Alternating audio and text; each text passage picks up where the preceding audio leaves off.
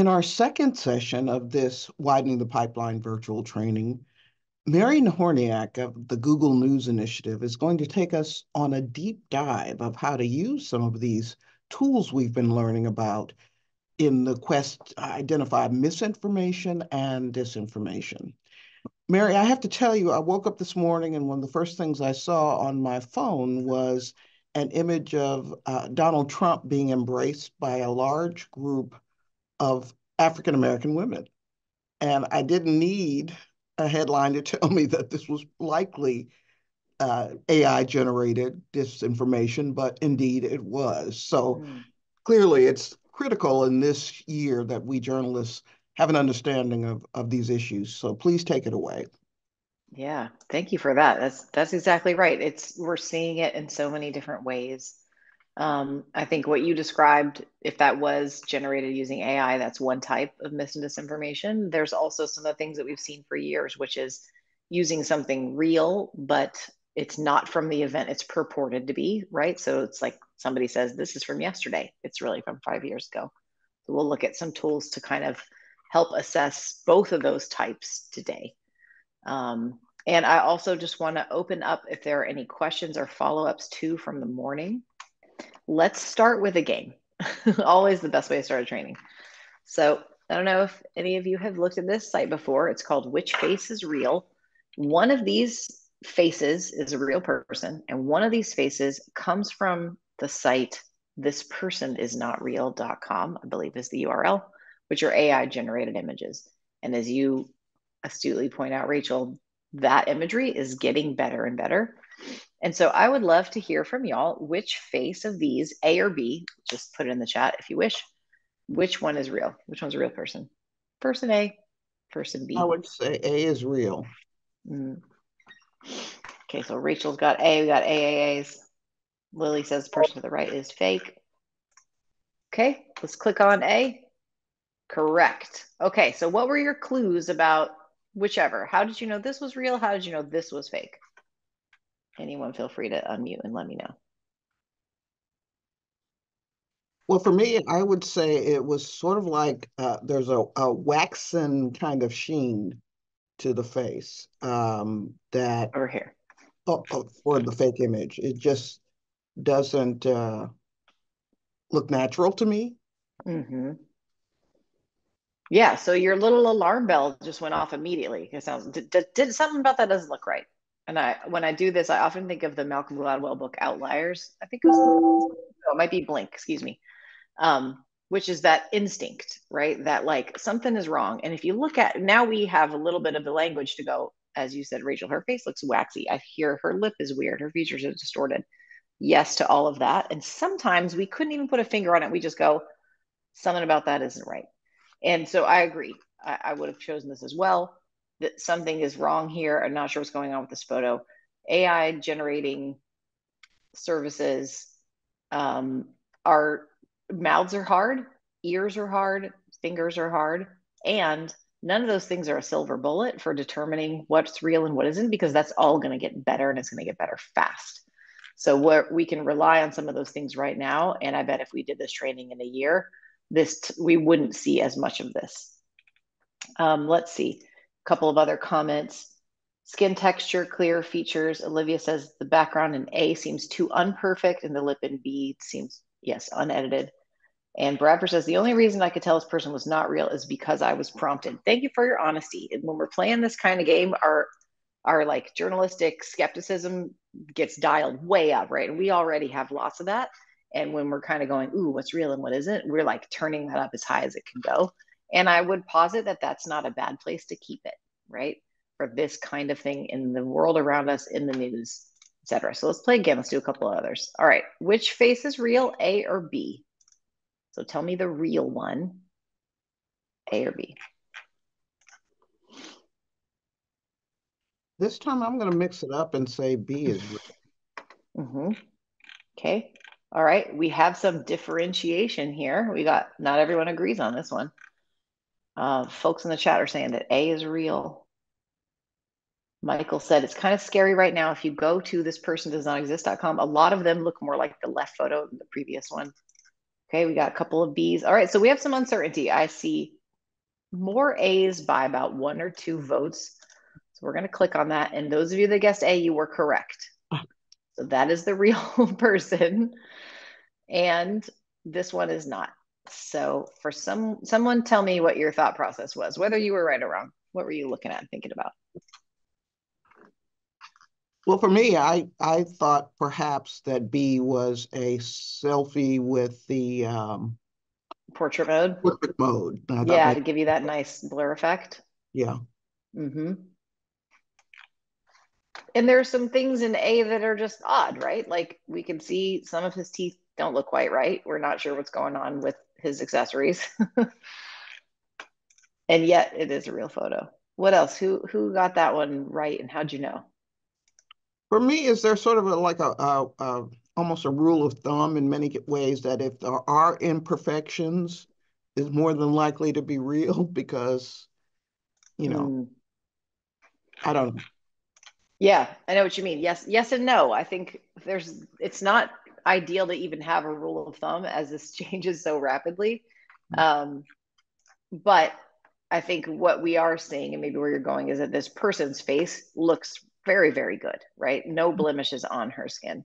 And so Mm, sometimes a blemish could look real and not necessarily because AI generating technology is using real photos to create AI generated photos, right? So real people have blemishes and that goes into the technology. So yes, Lily says her ears look weird and I'm not sure how to explain that in more astute detail. Yeah, that's that instinct, right? Yes, the ears, says Charday. Agreed. Yeah, interesting. This one sticks out more. You can't really see the top of it. Okay, let's do one more and then we're going to move on to a couple of other things. All right, which of these people is real, A or B? Yeah, they're hard, aren't they? Some are clear, that very first one that we all saw. And I've never seen any of these images before, and I do this game a lot. So there are so many. Okay, lots of B's as the real person. This time I'm And going to say someone says B A. because it looks like there's some weird halo around A's head. Uh-huh. But then again, my confidence has been crushed. There are lessons for all of us in this. All right, I've seen more votes for B, and those of you that chose that were correct. So well done, Rachel, and well done, all of you. And I think what you said is a really good indicator. The halo around this person's hair. There's something funny going on here, and that's something good to look at. Again, that's all going to get better, but right now, ears, mouths, hands, I forget everything I already said. The halo around their head, like details in the image, yes. And then this child is a real picture. The teeth are very convincing. Yes. Okay, good. So that isn't meant, I don't bring that up to crush our confidence. It's only to just some of what we all were saying in the chat is where we want to go, is kind of like, wow, these are good, right? This is hard. We don't always know. And so so lighting, it looks like, was a clue for some of you all. This, to me, also, you kind of called this out earlier, Rachel. The face looked waxy on that first one. This person's skin, just as you sort of said, our blemish is a good clue.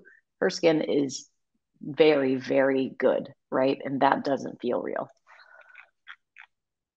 All right, lots of good comments. You all have got your hackles up, and I love it. Okay, let's look at a couple of other things. Let's skip through some of that preamble. So tell me what might be wrong about the next 3 pieces of information. This is the first piece, this tweet. So tell me what might be wrong about this. What do you notice in this picture? This is purported to be an image of a Greek rescuer holding a Turkish child after an earthquake. You're welcome to unmute or type something in the chat. What might be wrong about it? Okay, I'll read some of these out. The child does not look real, even the rescuer, to be honest. It looks like he has 6 fingers. Lily says, as a photojournalist, he's always interested me because to me, at best, this looks like artwork, not an image. Too perfectly dirty, says Kayla.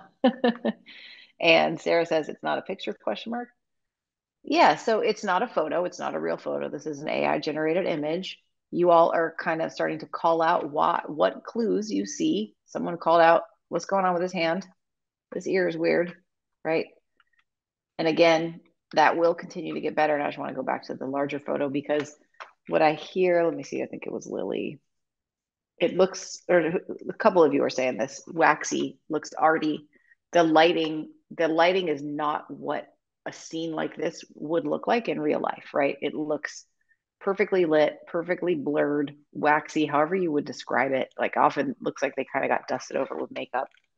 Um, Airbrushed. Yes, that's the word I'm looking for. Thank you, Olivia.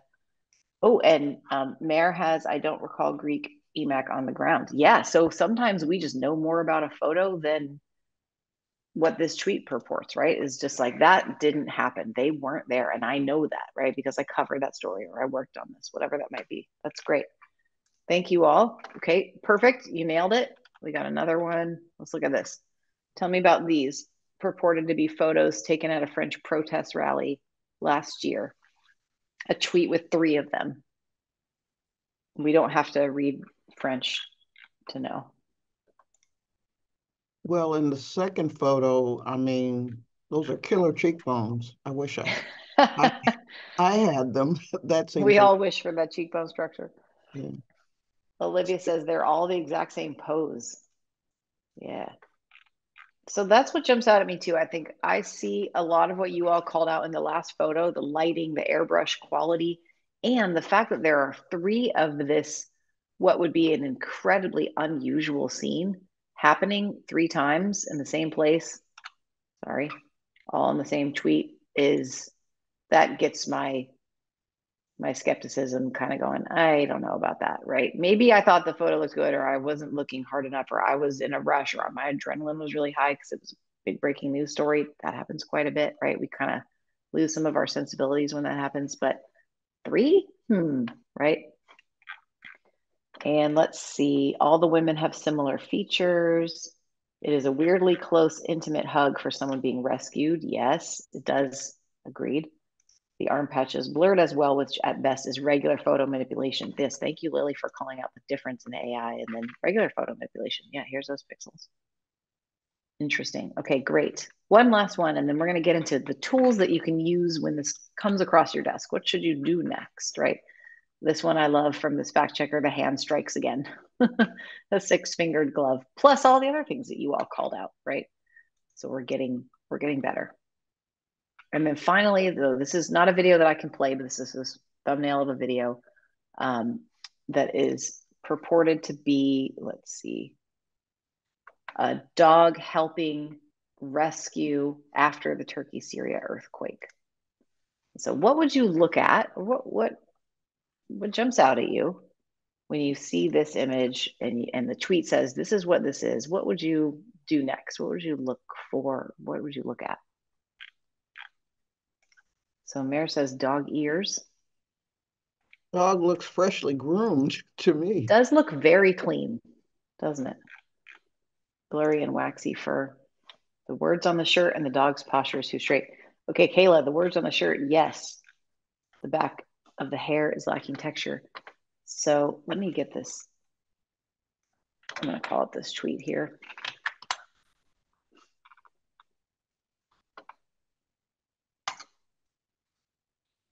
We're going to see this. We're all familiar with this. Oh, I have to be logged in. Well, I'm not going to do that. Here's the situation with this one. So this is not AI generated. This is a video from a different news event. So this is that more kind of classic type of misinformation.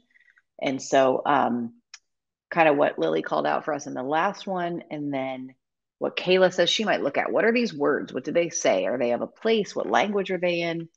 And so this is a screenshot from, let me see if I actually have where it's from. Yes, so this is footage from India in 2019 after rain caused a house to collapse and the dog's puppies were trapped in the rubble. So that's the real information. That's the real video. The man is wearing an Animal Aid Unlimited shirt and no mention of an earthquake. That aid center is an animal rescue center in India, and they posted this footage after that rainstorm in August of 2019. So Not trying to trick you, just a reminder that there's all different kinds of disinformation out there. There's AI generated, there's this isn't from this thing, it's from this other thing, right? And that's what this one was. But I love that the learnings apply kind of in both cases, right? Either way, you're skeptical of this, and that's a good thing. So then it's just a matter of sort of what do I do next? What do I look for? Any kind of words that could be searched are helpful, street signs, all kinds of stuff you can look for.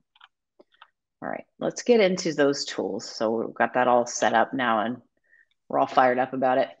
I want to first just remind folks of reverse image search. If you haven't used this in a while, it's still there. This is not new. And I show you this because we're going to build on different kinds of image searches. And so this is what I essentially would call Googling an image. So you're saying, where else does this photo appear? You can do that at images.google.com, and you can do this a bunch of different ways. So once I clicked on the little camera logo, I can upload a file. So if someone sends you something and says, hey, this is from yesterday's tornado, put it in. That was the first thing I would do. Or you can drag it in, or you can put the image link. So if it's from somewhere online, a Flickr photo, a news image, whatever that might be. Or if you're using Chrome, which I am, you can right click on any photo, and we'll just do that here. And we can search that image. So I'm going to click, I've right clicked on this photo. I can never be sure if you all can see what comes up on the right. You can't, I'm sorry. Well, I'm right clicking on it and you're not able to see that box. I apologize, but I'm clicking on search image with Google. And it's taking me to this photo. And so this is something newsy and new, but it's saying, oh, is it one of these? These kind of look like that. And we get a little bit of information where else this photo has been used. So this is, who shot this? This is a Getty photo, Michael Cohen going into trial. This photo is being used on other news sites and Google knows that. And so it's giving us these clues, right? Here's where else it appears. So we can do all of those things and we can search an image. So just, again, want to remind you of that. And then we have a couple of brand new things as it relates to image results. So if you're searching for something, and in this case, I'm going to search for this house. This is a tourist attraction called the Crooked House. It's in Poland. Has anyone been there? I have not been there. But it's one of those things that because I haven't been there and I don't have any context for it, if someone goes, well, look at this crazy house, I don't know if that's real. I want to find out, right? Because that kind of looks like you took a photo and ran it underwater. Turns out that it is real. So I've Googled it and I'm going to click on images and I'm going to get to my image results and I can see all these cool photos of this house. And I can click on any of them. I'm just going to do the first one. And then from here, this is what I want to show you. So now that I have this photo up in this kind of pop out, I can click on the 3 dots and I can click on about this image. And it's going to tell me how old this is, or about approximately how old it is. So this is new. This is not information you could find in search results until I think it was probably last fall that this was released. A version of this image is at least 10 years old. So this is where this might be helpful for that thumbnail from the purported to be the earthquake, but wasn't, or the tornado, or the whatever, the thing that is, someone says, this is from this week. And you go, I don't know about that. Let me see what I can find, right? And so we're able to see approximately how old it is, which can give us some really helpful information right off the bat.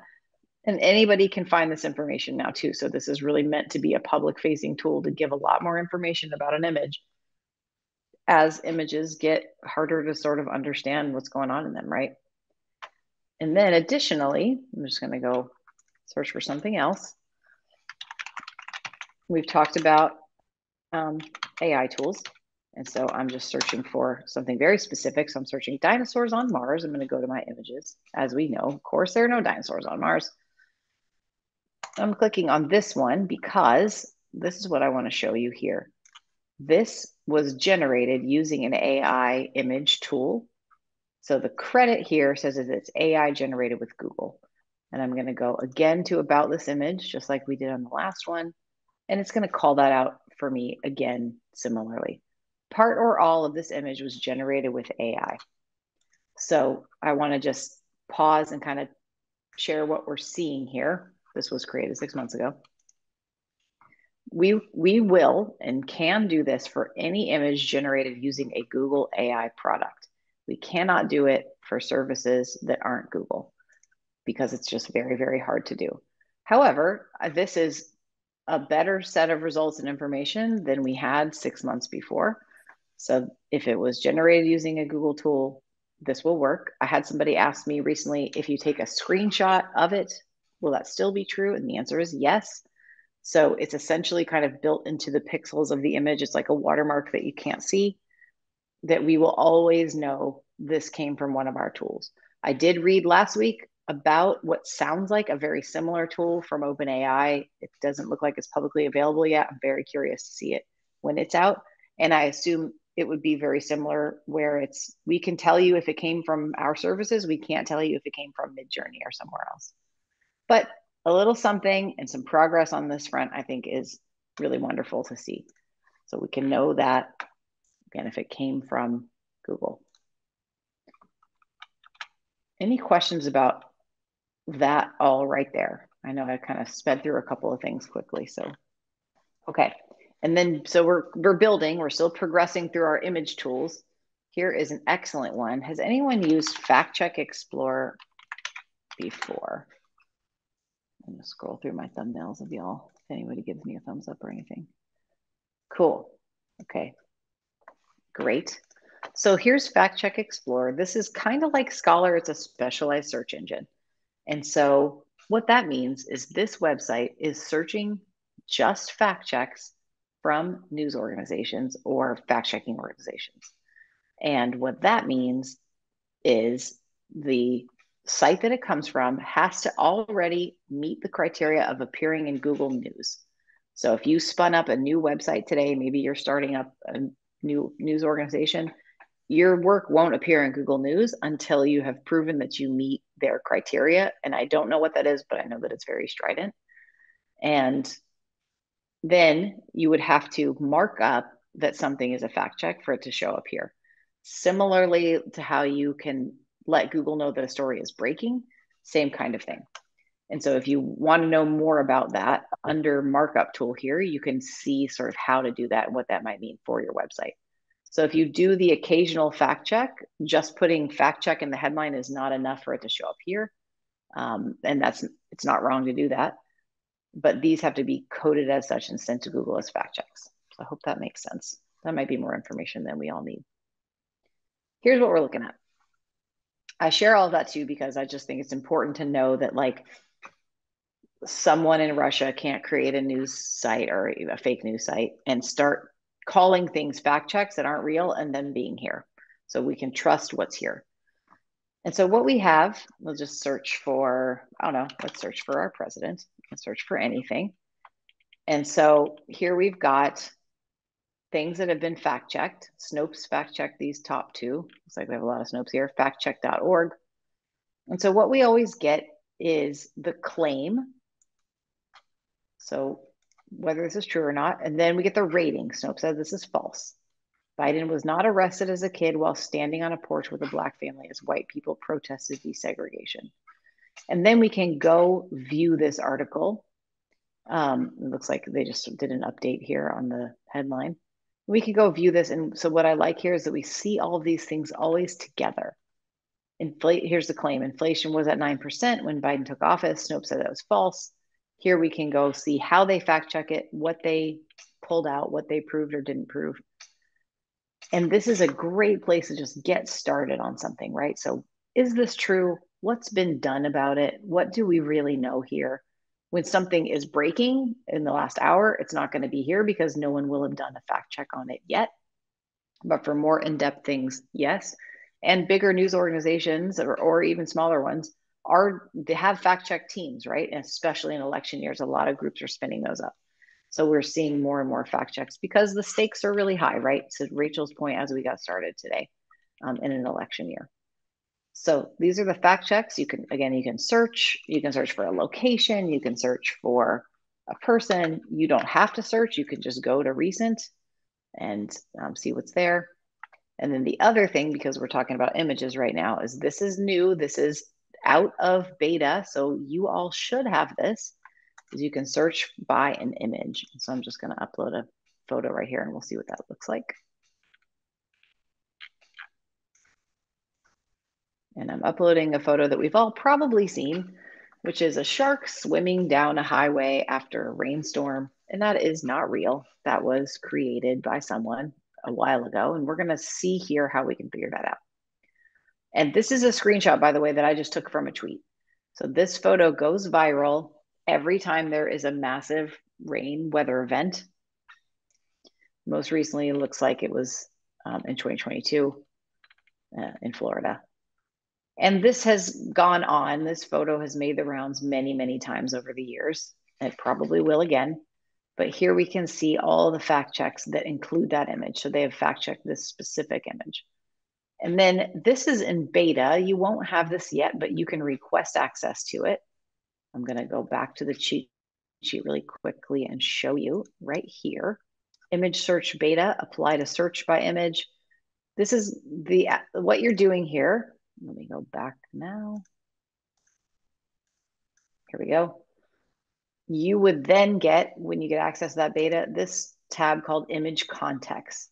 And while anyone can use this tool, the public can use Fact Check Explorer and they can upload photos, image context isn't necessarily meant for everyone. It's just very, very in-depth, but it's great for journalists and it's great for fact checkers. And so what this is telling us is information that previously was not easy to find, which is when this image was first indexed by Google. So this shark swimming down the highway was first found by Google in August of 2011. And this is going to tell us where. And so we can see all of these. We can open this up and we could potentially go find the first reference to where this was posted, maybe figure out who posted it. Maybe some of those fact checks tell us that information or not. But this used to be very, very difficult to find, to the point that most people just wouldn't have bothered. But now it's right here for us. So we can see, wow, look at all these times it's gone viral. And that it is, like the other one told us, in this case, more than 13 years old, maybe more than 12 years old. So that's the Fact Check Explore image search. So again, to go back through these three tools, there's reverse image search. There's about this image where you can learn some information about it, including if it was created using a Google AI tool. And then thirdly, Fact Check Explore with image upload. Those are all great places to go look for information about something you're not sure where to start, including maybe the image that Rachel described for us at the beginning of the hour. Somebody emails you something. If you have a big UGC effort at your news organization, you know, what are the steps? What are the best practices for checking each of those out? And some of these tools could be really, really helpful in that context. Hey, Mary, I Are have there a any question. questions about? Yes, please. So at news organizations, we often, contemplate whether something is worth doing a fact check on, because the consideration is we don't want to give more oxygen to something that doesn't have enough, Yes.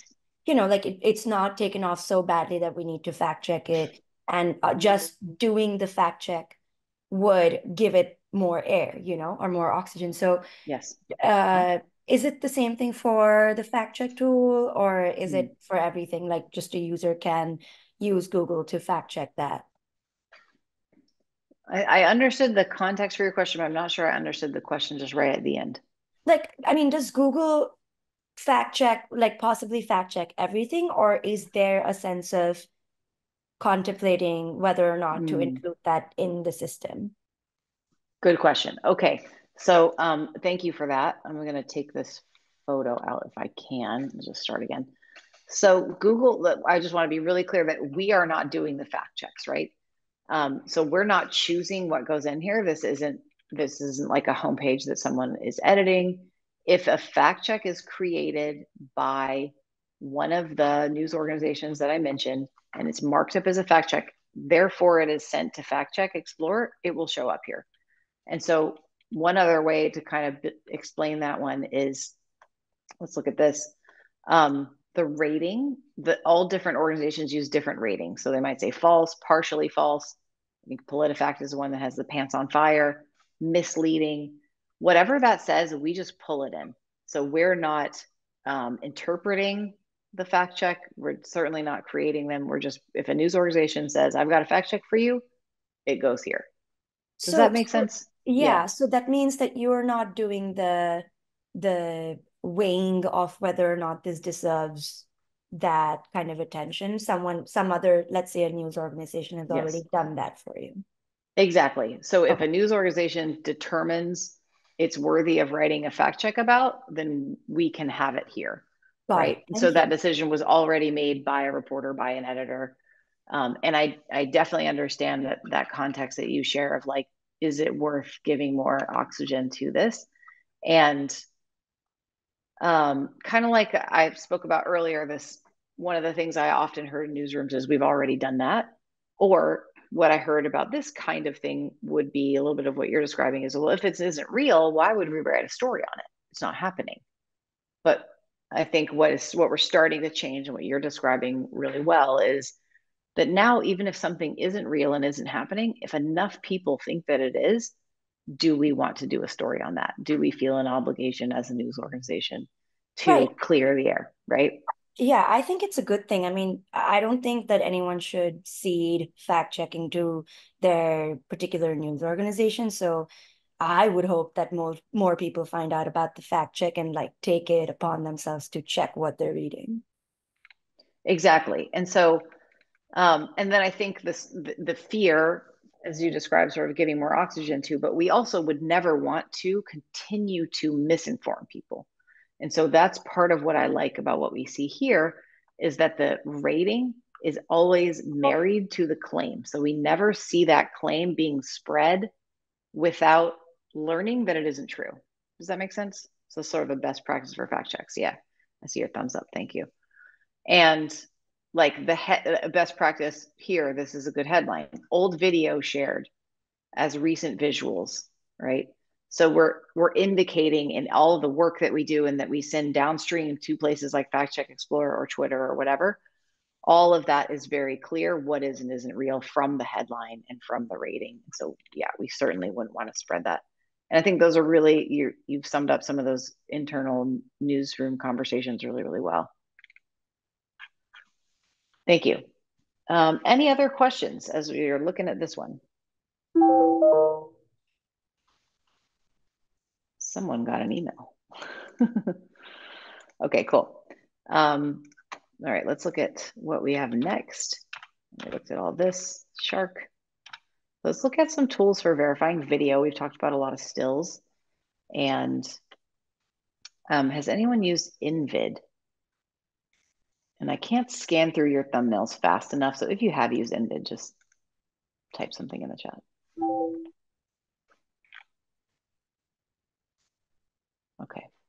It looks like a no, but that doesn't mean that it is. So this is a tool that's really powerful that allows us to get a bunch of thumbnails from a video and then to go search through those. And so I just want to kind of walk us through one of them. So I'm going to show a little bit of this video that's on this tweet. This is from 2019. And let me just grab the URL. I'm going to show it without sound because we don't need it and because I have my headphones in. We'll just watch a little bit of it and then I'm going to talk through what we might do next. Someone sends you this tweet and says, wow, look at this. This person is saying India strikes back. This is the Indian Air Force. What might you do? What tools could you use to fact check this? Okay, we only need a few explosions to bring it home. So where I would go with this tweet, I would take this URL, which I'm doing right now. And I have InVid installed. It is a plugin. So I'm clicking on it in my upper right of the toolbar. I'm going to tell it to take me to the assistant. And then I'm going to paste in the URL that I have right here. And we're going to let it analyze. It does sometimes take a couple of minutes, hopefully not too long.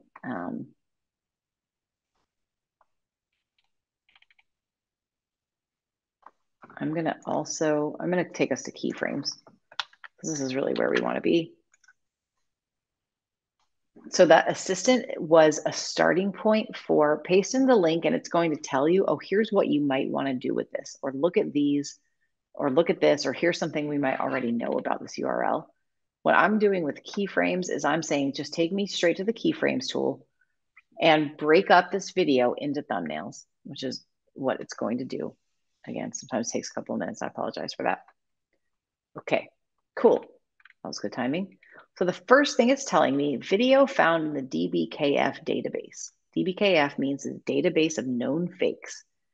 And this tool, InVid, is created by the EU. So I think it's always important to also know where your fact-checking tools come from. So good to know about this one. It's not a Google tool, but we support it and we train on it because it's really powerful. So this video was already found in the database of known fakes. If I open this little box up, this reminds me of Fact Check Explorer. Here are some articles where you can go learn about this video. And I can see that the AFP has fact checked this. And you can even see the URL is so great. No, not video, Indian warplanes striking targets in Pakistan.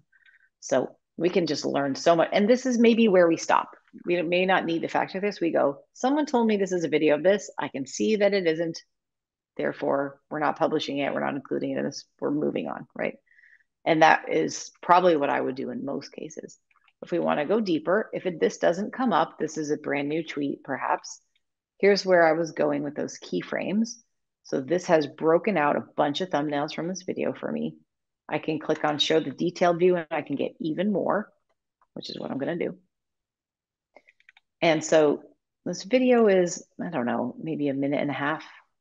But look at this. I've got pretty much all these screenshots. You could do this yourself, but why would you when it can do it for you? And so then from here, what I would do is I'm going to reverse image search some of these, all of these, whatever, just like we started with today. So what I'm going to do is just scroll down and I'm just going to look at, and so if I were fact checking this, I'm right clicking on the image. You can't see that. I apologize. But in my pop-up, I'm going to actually take a screenshot of this because I want you all to see it. I'm going rogue, folks.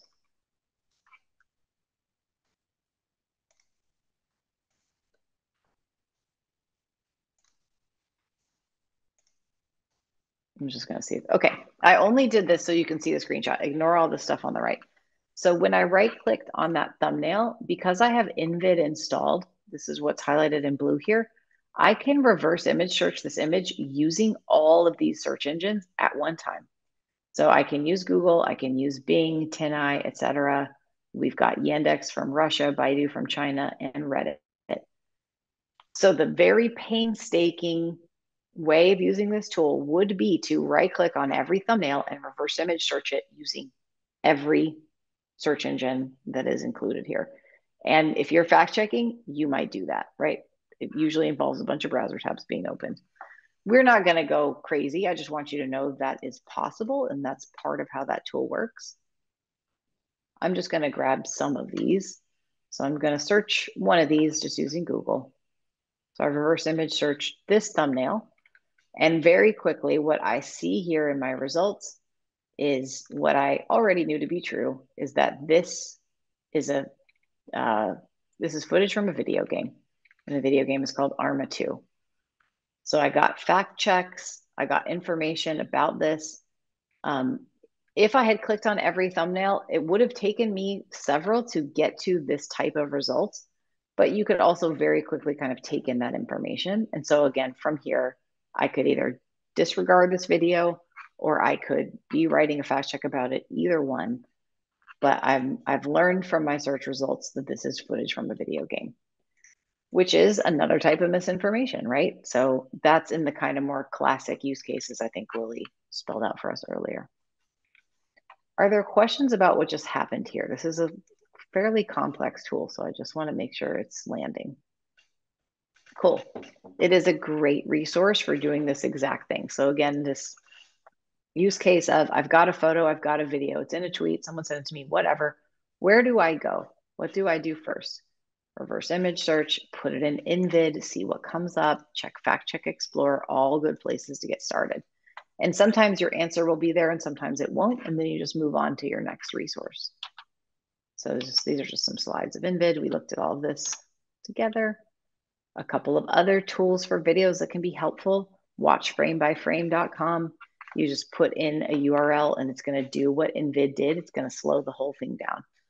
One other type of misinformation that sometimes occurs in videos is you could have a lot of footage that is real, but whoever edited it might have slipped in thumbnails of other things. And so those are the images that when you reverse image search those thumbnails, those are the ones that are going to give you the interesting results that let you know something about this isn't right. So frame by frame can be very, very helpful in that regard. Data viewer, this one comes from Amnesty International. Again, always good to know where the tools come from. And this just gives you some data about YouTube videos, like when they were posted, any metadata. As you probably know, that can be faked. So these are tools that I use just in triangulation with others. So what might I learn from this? Does this just kind of make my antenna go up, or do I have questions now? Where else might I go check that? All kind of in just the toolbox of misinformation photo and video tools. So data viewer is a good one. Let's see, what questions do y'all have? I have a couple of other things that I might show, and I just want to check in. How are we doing? I had a thought. I don't know if it's the right time to mention it, but Please. when I think of the issue of news deserts in large swaths of the country that don't have access to local reporting, et cetera, I these tools for me are fascinating, and I would instinctively use them every time if I lived in one of those areas or whatever. But how can we think about, you know, using them when resources in a lot of areas are dwindling, sometimes even in newsrooms, they may not have access. I guess I'm asking how not to be cynical about the fact that the haves can use these tools, but the have-nots can't. Yeah, it's such a good question. So I think of that in a few ways. I mean, everything I've showed you is free and accessible. So I think that's important. Anyone can use it, the public or journalists.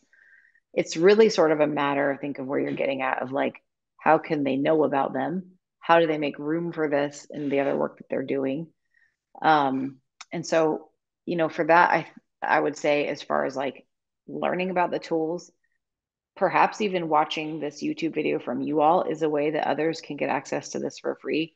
We also do lots of training. There are a network of freelance trainers that I work with in the US. And if any newsroom wants a training on any of these tools, we are happy to do it. So I think that's just important to share. And then as far as like maybe a piece of kind of baking it into the work and the other responsibilities, one of the ways that I think about this is the sort of workflow that I've shared of like, this thing has come across my desk. I don't know if it's real. And a lot of times using these tools, we can find out that it isn't real. And, you know, whatever that might mean, however it was generated. And so for in many, many cases, that's just your stopping point. You just go, that thing isn't real. Cool. Setting that aside and moving on to write the story about last night's school board meeting. And so I think that can potentially be just a couple of minutes of time. And that doesn't mean that every newsroom should be doing robust fact checking or having a fact check team. That's not true of every news organization. It's not going to be possible.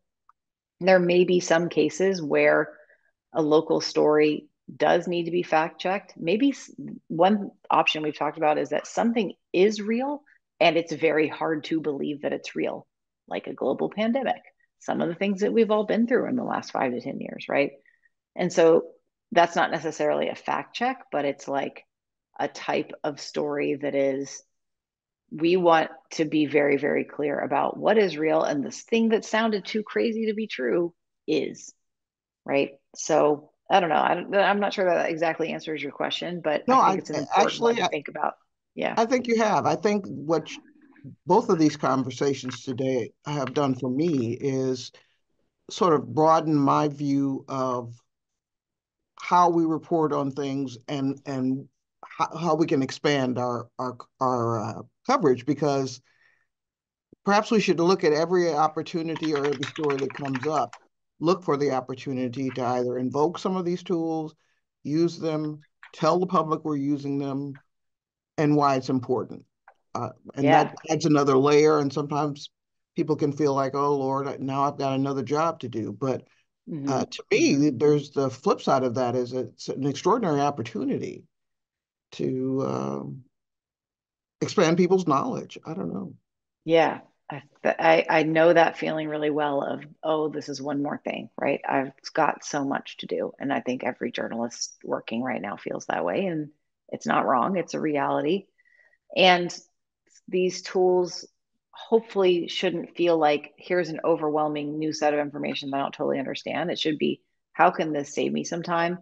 How can this make sure I don't go so deep down a road I never intended to go down? And so, like a little bit of, is this real or is this not? And getting that question answered pretty authoritatively in a couple of minutes could be a real time saver and an energy saver.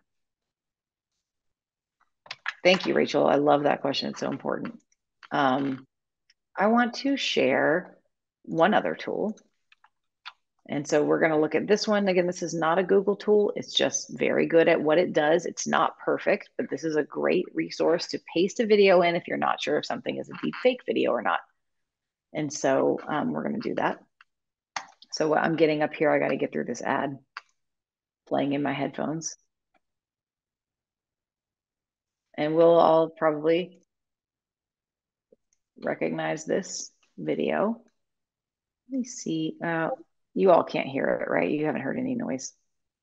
No. I'm going to let it play because we've probably seen it before. It's a couple of years older. I'm just clicking through it to, there we go.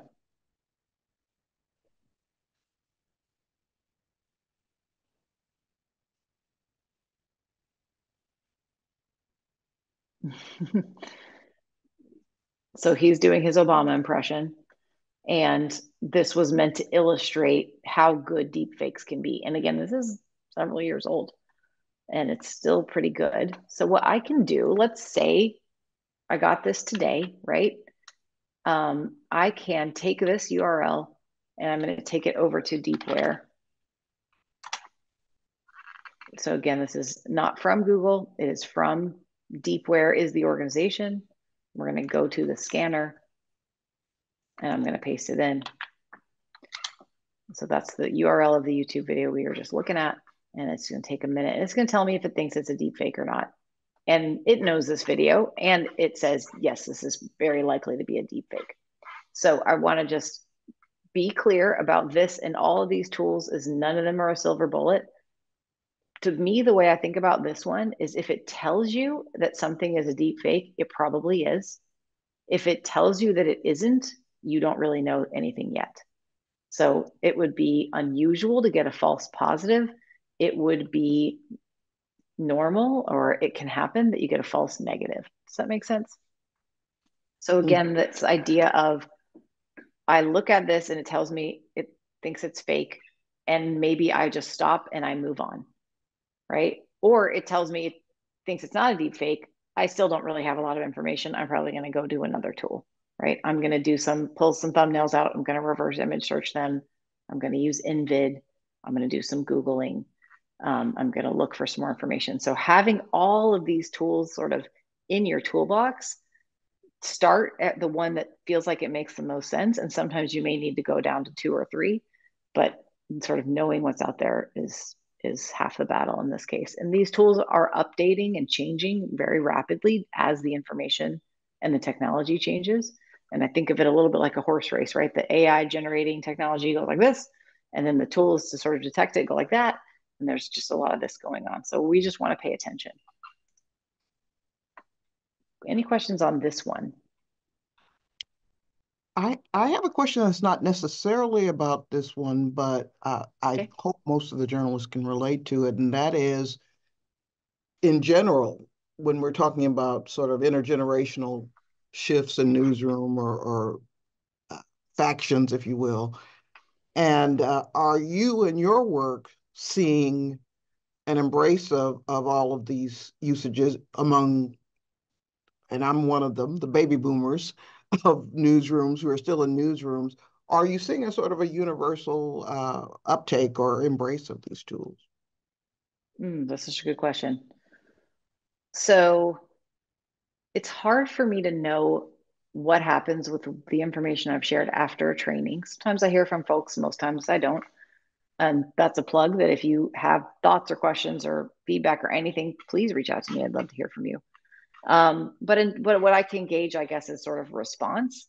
And I think generally across the board, journalists of any age and generation we are all like attuned to there is a lot happening with generative AI right now, and we want to know about it, whether it feels exciting, whether it feels scary, whether it's somewhere in between or all of the above. Probably most folks, it's a mixture of things. I think everybody is kind of there. And so then it's a matter of even going back to your previous question, what do we do with that? Now that we understand there's something really big happening, what does that mean for us? How do we explore information? How do we think about it differently? Um, so yeah, I don't know that I would like define generations differently. I find that people want to know as much as they can about this, and sort of like what can be helpful, right? So maybe to ask you a question back, Rachel, if I could, what's your take on it, on what we've seen, or like what do you notice in It's yourself versus these absolutely, folks? it's jaw dropping to me. And again, that could be a sign of a generational thing. But the one thing I really pull from all of this, and some of the video and deep fake and that sort of stuff is, it'll take me a little while to master it, but the trending information. I think Mhm. I have had a sort of what you even mentioned, almost sort of a everybody's chasing trends. But I Yeah. would like to encourage each of you fellows to think of that as a way to come up with really cutting edge, interesting story ideas that you can find the sources before you go to your editor and say, this is what we should do.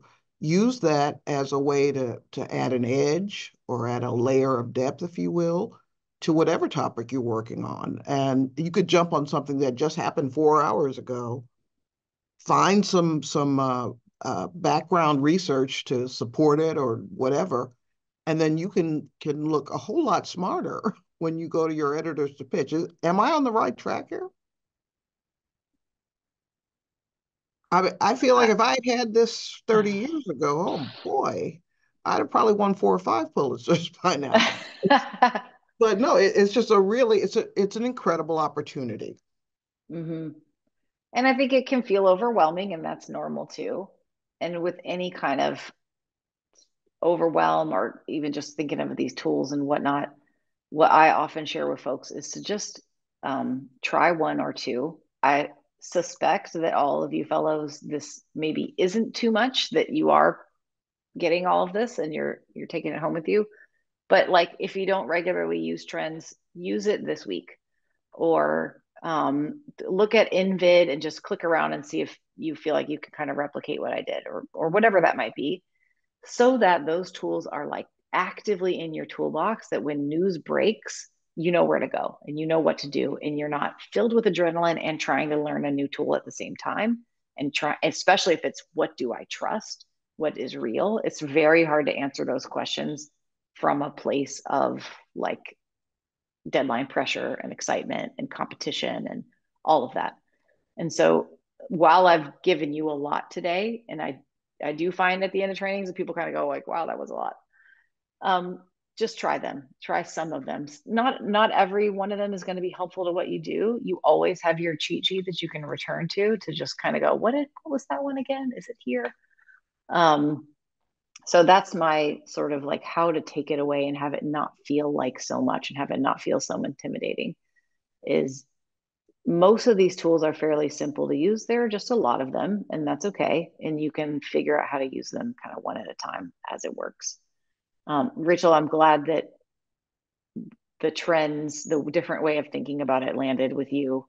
because when I was in the newsroom, mostly I used trends to compare keywords to help write headlines, that kind of thing. And that's not wrong. That's a great way to use trends. But now that I'm training on it and I'm looking at it most days, I'm like, wow, the fact that we can see what people are searching for is incredible. That is so powerful. And it sometimes trends and trendy get a bad rap. And I don't think that's deserved, because what we're really saying is this is what people care about. This is what they care about right now. Well, So if I can put thanks. one of our fellows on the spot, I think of people like Ambar with Epicenter, New York, who just writes these incredible stories of slices of life in various parts of Brooklyn boroughs, et cetera. And I just wonder, Ambar, is this something that, are you there, by the way, Ambar? Maybe she's not with us. But again, as someone who covers communities, diverse communities in larger cities or even wherever, just the ability to quantify what's going on and what people are saying about this issue in ways that could yield story ideas to me is fascinating. So, is there any, before we come to the end of our hour and this incredible opportunity we've had to learn about these tools, would one of the fellows, do you have a question, or has this sort of supported a story idea that you've had floating around and that now you'll be able to have a different approach to it? Is there anybody?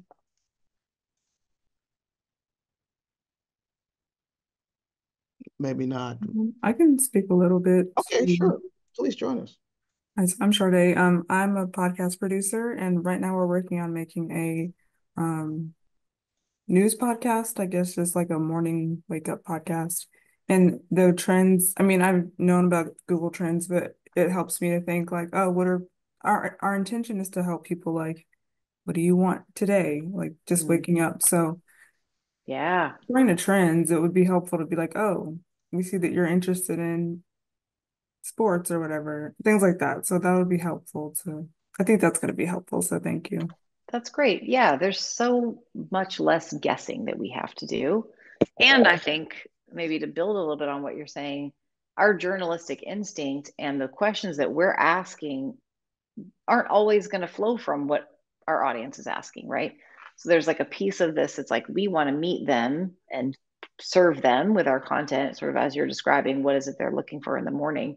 And sometimes we know I smell a story that nobody knows about yet, right? So we can't just follow them, but if we're aligned with them and we're creating things that they're interested in or are going to be interested in, then that's important too. So I think that's another sort of piece of that trends puzzle that's important to share. I did get an answer, speaking of trends, on why our things looked different. And it sounds like it's because of sampling. And so trends it has a 3 minute lag. It's one of the biggest real-time data sets in the world, has a 3 minute lag, and it's sampled because it can't just be the fire hose of searches globally, because that would be impossible to sort through and make any sense of. And so probably I'll just use you, Olivia, because I remember that you called it up, that yours and my samples of trends data might just be a little bit different, but we did have those same things, I think. So the person who answered me is asking an engineer to confirm that, but that is very likely to be the answer. So if I get any different information, I'll share it with Rachel to share it with you all. And thank you so much for being so engaged and involved in the training. It was wonderful to spend time with all of you. I have up a QR code of a survey. If you would be so kind as to take it for our training, I would appreciate it. And in that survey, at the sort of end of the survey part, is the ability to get a certificate. I'm pasting the whole link in the chat there to click on it. So if you want that training certificate, I completed the digital reporting training, which you have done. Then you're welcome to get that, and we will email it to you after a couple of days. Mary Nahorniak with the Google News Initiative, thank you so much for an incredible primer, foundational discussion of ways that we can leverage these online tools to deepen our reporting and our expertise. So Thank you so much for joining us today. Thanks for having me. Y'all take good care. Thank you for the work that you do. It's important.